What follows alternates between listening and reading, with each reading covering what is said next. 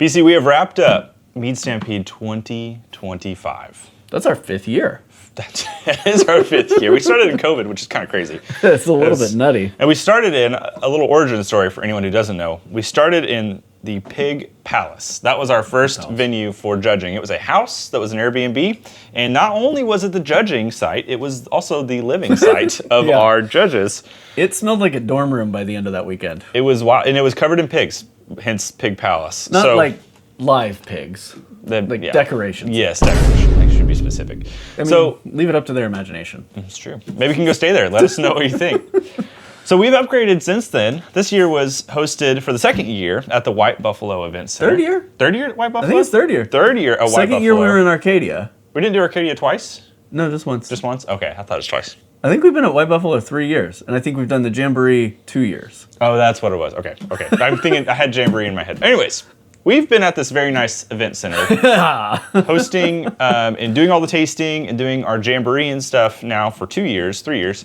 And how many entries did we have this year? We had 369 that we received this year. And we had 400 and something 19, that were... I think, that were submitted. Yeah. So like almost, I said 30%, was that our increase? 32% growth over last year. Which is incredible growth. We had a great time. And what I hope to do through this video is, one, kind of wrap it up and talk about the experience, but also we want to equip you to be successful in mead competitions like Mead Stampede and others. So we're going to give you a couple, I won't say trade secrets, but a couple things that we've noted that will help you be successful in other zones when you're submitting to competitions. Because there's a common trend of submitting things. Oh, for sure. Yeah. Like you're going to get the same-ish vibe most of the time. So we had all these entries come in. Do you feel like the entries this year, where was the quality as far as from year to year? Because the first year, just spoilers, loved everyone who submitted. We had a couple poop meads, as we have politely named them, that were not fun. They really had an aromatic quality to them. So I was joking all weekend this year that I felt like I had some kind of curse on me, that every flight I had seemed to be mediocre to bad. Oh, yeah. And so I don't think I'm a great judge of the quality of entries this year, since I seem to always be getting the needs improvement meads this year, which is not a knock on anyone. We encourage you all to enter, even if you're a brand new mead maker, so we can give you constructive feedback so you can improve. Right. This isn't just a competition about winning medals and glory and accolades. It's also about self-improvement. So I don't mind judging a lot of mediocre meads because it helps my palate training, and I get to practice giving constructive feedback, which is nice. Now I will say, we judged best of show together, and there were a spread of 12 or so phenomenal best of show meads, and there was probably a half an hour's worth of discussion trying to figure out what we wanted to choose there. So I definitely know that there was high quality. I wasn't the one who got to experience it all weekend. Yeah. How about you? I think one thing, I definitely think the quality improved, and I think coming off of last year we had really high quality, and I think this year was the same quality, but the expectation is higher because every year we're hoping that as we grow and as you make more mead, and hopefully you've improved from year to year, that things continue to get better. So I think it was on par with the same quality as last year, but I do think the expectations were higher, so we were probably tougher in general on entries. I can see that. I definitely felt like I spent a lot of time trying to kind of deduce what they did, give ideas of what I might do differently, and offer that, if this is how this got to this point, maybe try these 3 or 4 other things that could have maybe rounded out your flavor profile. Right. And so there was definitely a drive, I think, on my part to really lean into the constructive feedback part in a way that maybe I hadn't previous years. And maybe that's because we were digital this year, and I could say as much as I wanted, and I wasn't limited to 5 lines on a sheet of paper. But I will agree with you. I think that my expectations were a little bit different based on previous years. And maybe I needed to meter that back a little bit. I don't know. Yeah, well, I think we had almost all the same judging crew show up again as last year, and it's really cool for them to see that too, because I think they all come in with the same expectation. We all have this hope of seeing a growth. And so everyone in our judging staff was super well qualified and did a great job, and we hope that if you sent something in and received feedback, that you read the feedback, for one, step one. But two, if you have questions, on top of that sheet is the name and contact information of those people. Now, I'll spoil, if you email Jake, who's one of our awesome judges, and say, hey, you judged my blah, blah, blah mead, he might remember it. He also might not, because we had 369 meads throughout the course of the weekend. Not everybody drank all of them, but everybody had 70 or 80 each. Yeah, I mean, we all cleared through quite a few. So we will do our best to recollect what you've done, or what it was, but be gracious. It definitely helps if you attach the PDF of your score sheet. Yeah. So if I said something negative about the tannin in your mead, it would be helpful, instead of saying, hey, you judged my blueberry mead and you didn't like the tannin, to actually attach the score sheet so I can read my writing, and that'll help jog my memory. Yeah, little context clues will help us. So if you are curious, you want more information about those things, please feel free to reach out. We do want to talk about next year, because while we just wrapped and it feels like an eternity, it's not. It's going to be so 2026 fast. July will be Mead Stampede number 6, and that's going to come up super fast. A couple things. Let's talk about some ways you can be more successful in a mead competition. Okay. One, I will say, is preparedness.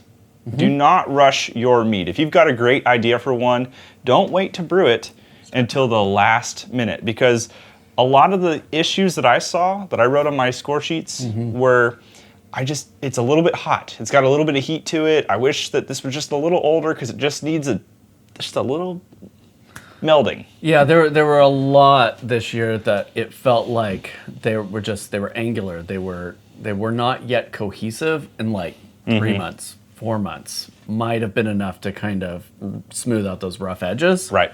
So had they just started 1/4 of the year earlier, they might have gotten a bump in their score. It's a double-edged sword, because some people would submit things that were 4 or 5 years old. We had a bottle that was from somebody who was like year 6 batch, blah, blah, blah, whatever, and they had aged the thing for 6 years and still had a little bit of that issue. So that's a hard thing to hear when you're like, I've sat on this bottle for 6 years and like I still get that.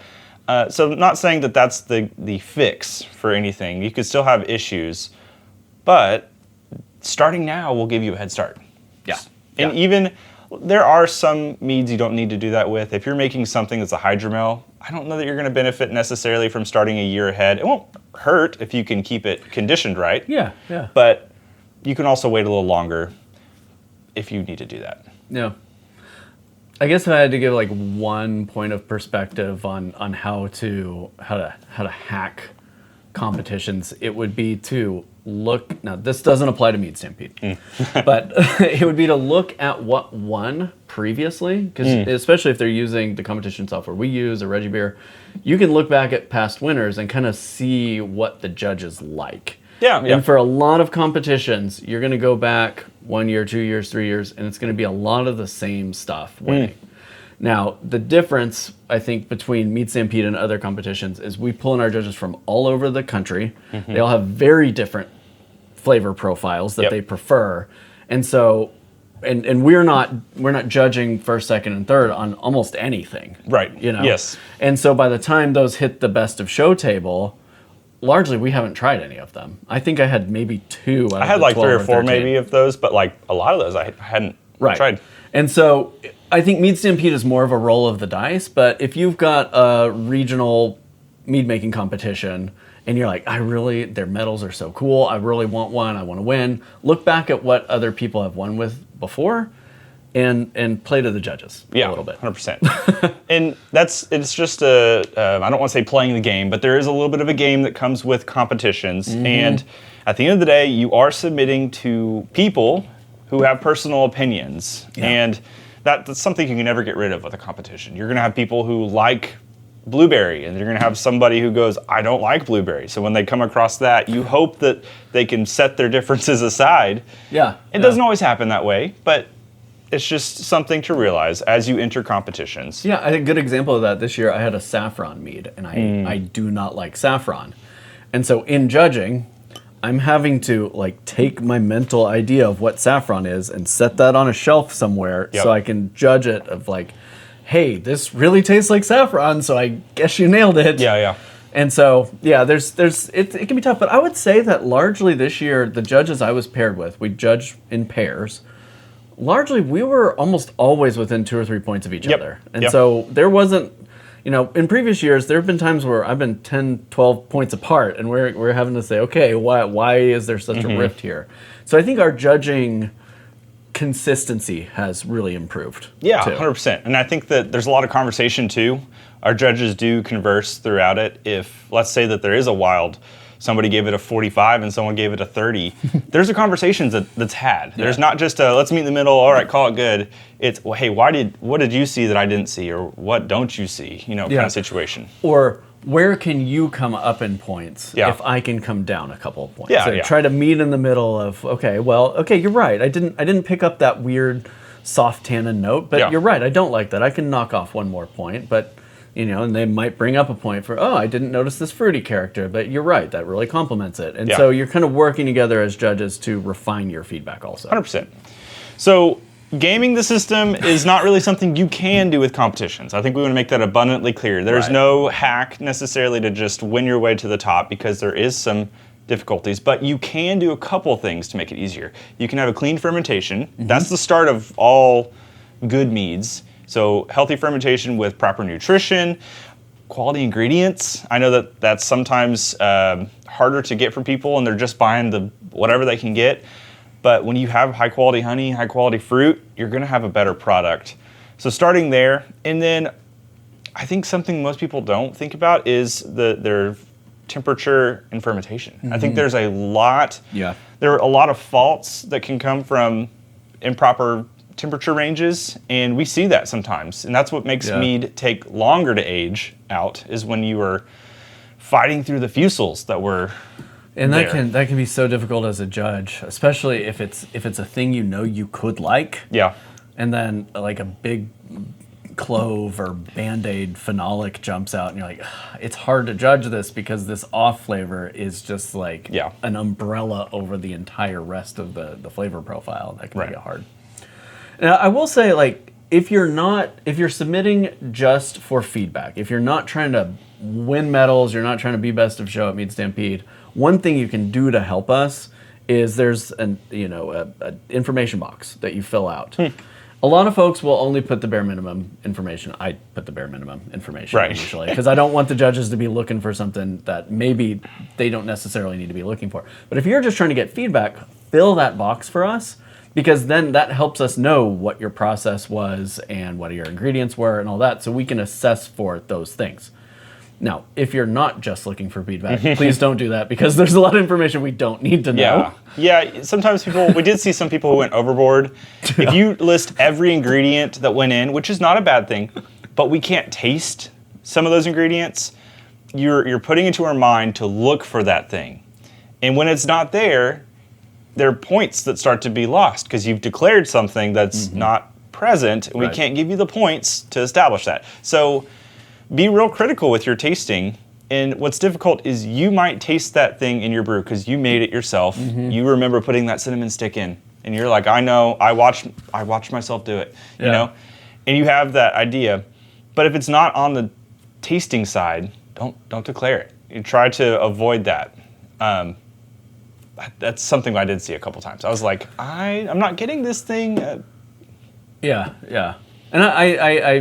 I experienced that myself, where I entered a capsicum ale in a competition years ago, and I explained what fruit juices were in it.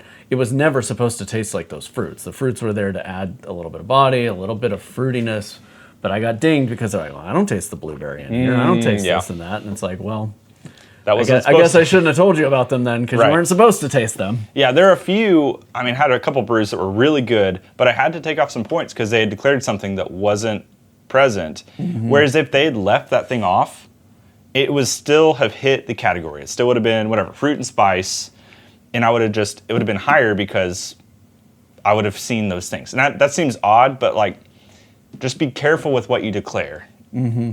And speaking of that, be careful what category you place your meads in. Oh my gosh. Unfortunately, to be successful, that was a huge problem this year. Yeah, in previous years, we had done our best to try and recategorize miscategorized meads. That's a tongue twister.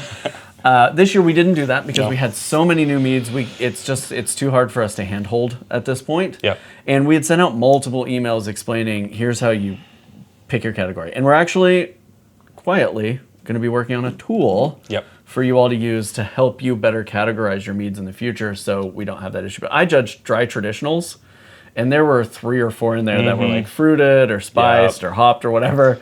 And it's like, man, this is a pretty good mead, but because you put it in the wrong category, you're ineligible for any award. I put that on like probably 5 or 6 sheets. I said very good. I tried to score it as if it wasn't. It was in the right category. Yeah. But I told them, this can't move on because you put this in the wrong spot, which is like the hardest thing to hear. It could be like, man, I didn't read. So we are working on something that's going to help you, but if you are curious, there is the BJCP guidelines you can go through. It does get hairy though with certain ingredients because there are some little ones that immediately tick it to an experimental mead. Right. If you have questions, ask them. Say, hey, here's all my ingredients. Here's what I'm submitting. Now, a caveat of that is, we don't like to know too much about what's going into Mead Stampede because we don't want to go in knowing that our buddy Joe has submitted his apple cinnamon mead. Right. And we're looking for that now. So we do have a great, he's kind of our fearless leader, I would say, the whole thing. That is Rob. Yeah. And he generally keeps us in the dark about all the things. So in the Discords, you can find him under Silent Rob is his And his he name. answers the Mead Stampede info email. Yep, you can tag him and say, here's my stuff. Tell me where to put it, and he'll help you out without notifying all the judges who can possibly know. Yeah. That's kind of the secret way to do it. So we had a ton of miscategorizations of things, and that was pretty brutal. So to be successful, do the right thing. Put it in the right spot. Put it in the right spot. Make sure you don't just like hit that drop-down box and see sweet mead and go, yeah, my mead's sweet. Because it really depends on what ingredients, what style, and in some categories, what ABV. Oh, yeah. So. Yeah, so one of the last ones I'll say is submit to multiple competitions, because ours, we love to give good feedback. We're going to give you the highest quality we can.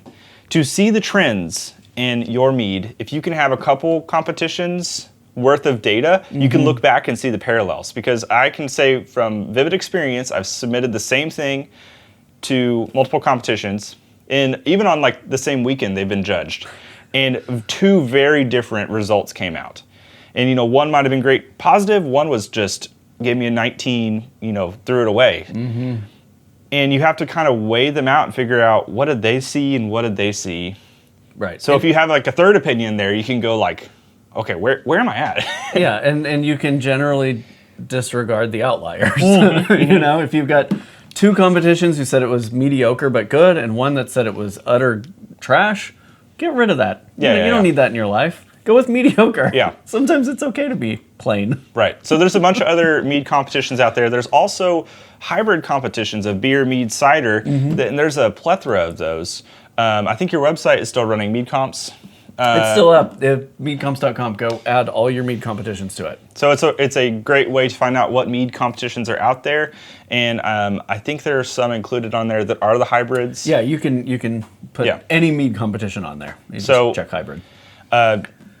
And I will say one little side note: if you submit to a hybrid competition, judging is a little different sometimes. Mead competitions, we tend to look for different things than a beer competition might. And the things that are beer-centric, I should say. The things that are successful at those competitions are just, in my experience, I don't know, I've had varied, like, it's been light ABV, they want something that's akin to beer. And then I've also had some that are like, they wanted the big stereotypical sweet Yeah, cherry fruit bomb. mead. And so Yeah. I have yet to find crack the code on that because I don't think there is a code. I don't think so. But just know that hybrid competitions are different. Very different. Yeah, I was just thinking about that braggot that I had medal last weekend. Mm-hmm. Would have probably done terrible at a hybrid competition because it drinks nothing like a beer. Yeah, they've been looking for that, They right? would have been looking for a beery mead and said, "What the heck is this?" Right. Yeah. So everyone's on the drive to get to 50. 50 is the highest score you can get, and I'll spoil for you. Unless you have a product that is not only just extremely tasty, but also hits that judge, like in their feels, in the perfect, like there's a little bit of a bullseye you have to hit to get a 50, because most judges don't pass that out unless they are like, their life has changed by a brew. I've never given a 50. I think I've given a 48, 49, and it's a hard one to get. So you can chase after the 50, but where I think you should shoot to be successful for most competitions is like mid 40s or even low 40s and above. Yeah. There are many comps where I've gotten a first place and my score was like a 40. Right. And so that's still good in quality. Yeah. So don't. Yeah.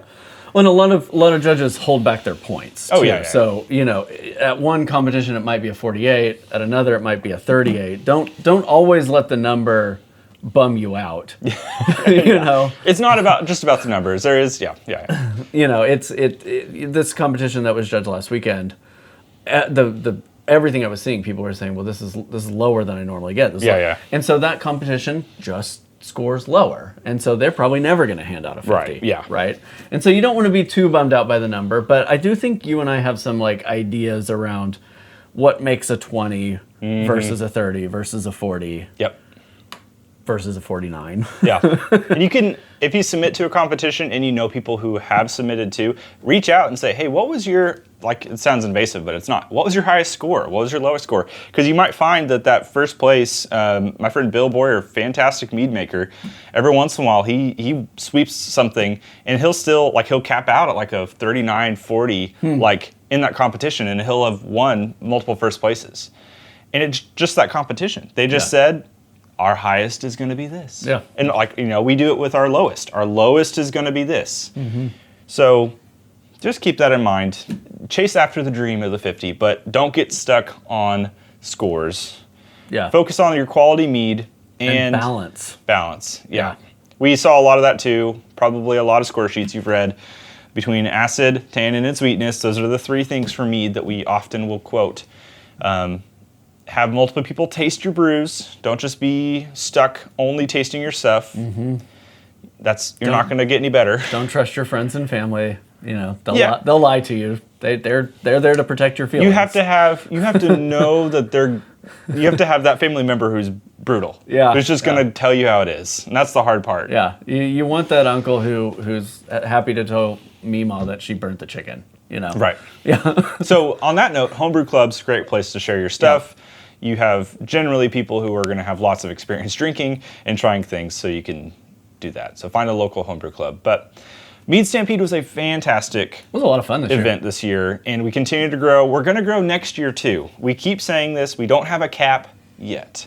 But as we noted this year, we cut it real close to the Jamboree. Judging went pretty long this year, yeah. So if we go too much crazier, we're going to have to put a cap on it so that we can get the event done in essentially 36 hours, or less than that, 24 hours of judging. Yeah, is kind 24 hours of judging, yeah. So be ready to register when it comes out and pay for your stuff so that you can make sure. Lock those in. We'll have information coming out. By the end of the year, we'll have some dates set and try to get that all locked down for you. We do have one extra category that's a little different, and it's called the Cattle Battle. It is every year we choose ingredients.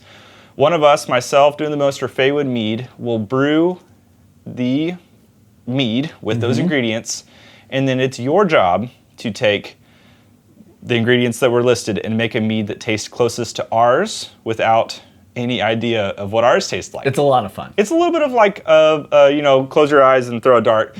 But if you have the wisdom to know where you're going with the ingredients, you can probably get close. This year we're doing something different. more information on that soon. We'll have that by the end of the year with ingredients and things. I think it's your year to brew it. Yep, I'm gonna brew it. So we'll tell you what those ingredients are. Undecided so far, but we'll get there. I hope you'll join us. We had a fantastic time. Join us not only by sending your brews in, but plan July 2026 to come be part of the Jamboree. Yeah, we had a lot of out-of-towners Yeah, we had like this year. 5 or 6 people fly in That was a lot of fun. just for the event, which Yeah. is fantastic. And not only did they hang out for the Jamboree, but we had them out the weekend for our other events. We went to a bunch of bars and dinner, and so Good times. it turns into a big party. So come hang out with us. Come hang out with us. Yeah, and Oklahoma City is pretty cheap comparative Yeah, it to is. to most places. Yeah. So, anyways, BC, 5 years, 5 years, dude. 6 years. We'll see you then. Cheers.